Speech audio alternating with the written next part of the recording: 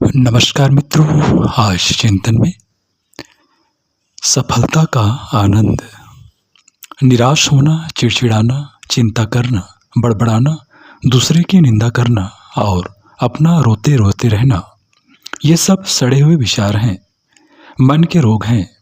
वे हमारे मस्तिष्क की दुर्दशा को प्रकट करते हैं।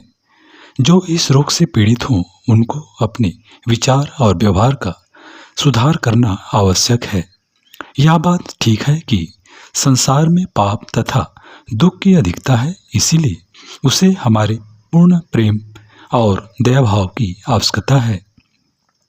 रोने की किसी को जरूरत नहीं, ऐसा रोना तो सब जगह पहले से ही मौजूद है।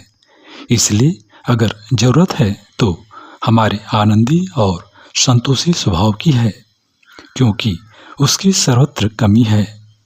हम संसार को अपने स्वभाव और व्यवहार की मिठास से बढ़कर और कोई चीज नहीं दे सकते। इसके अतिरिक्त सब व्यर्थ है। यही सबसे अच्छी चीज है, सत्य है, स्थायी है, अविनाशी है और इसी में समस्त सुख और परमानंद समाया हुआ है।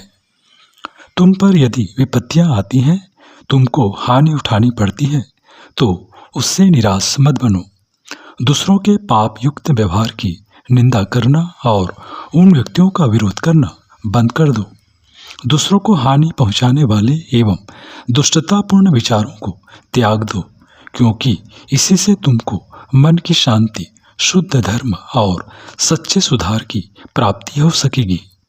ऐसे बुद्धिमान लोग बिरले ही होते हैं जो अपनी वर्तमान परिस्थितियों के अनुरूप आकांक्षाएं करते हैं और उनके पूर्ण होने पर सफलता एवं प्रसन्नता का अनुभव करते हैं।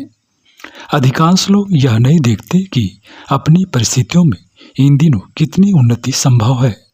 संभावनाओं के अनुरूप इच्छाएं तो आसानी से पूरी हो जाती हैं, पर जिन आकांक्षाओं का ऐसा तालमेल नहीं बैठता वे असफल ही रह जाती हैं और आकांक्षी को अभाव और असफलता जन्य दुख की आग में जलाती रहती हैं।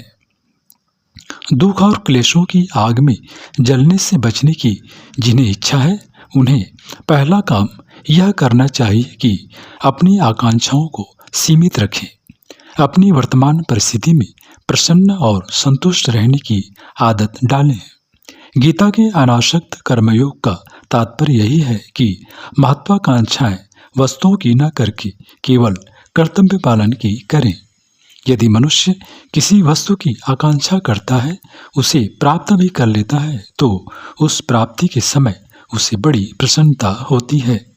इसी प्रकार यदि कोई व्यक्ति सर्वांगीण आत्मोन्नति के प्रयत्न कर कर्तव्य पालन करने की आकांक्षा करे, तो उसे सफलता मिलते समय मिलने वाले आनंद की प्रतीक्षा नहीं करनी पड़ती, वरन जिस क्षण में कर्तव्य पालन आरंभ करता है, उसी समय से आकांक्षा की पूर्ति आरंभ हो जाती है और साथ ही सफलता का आनंद भी मिलता चलता है।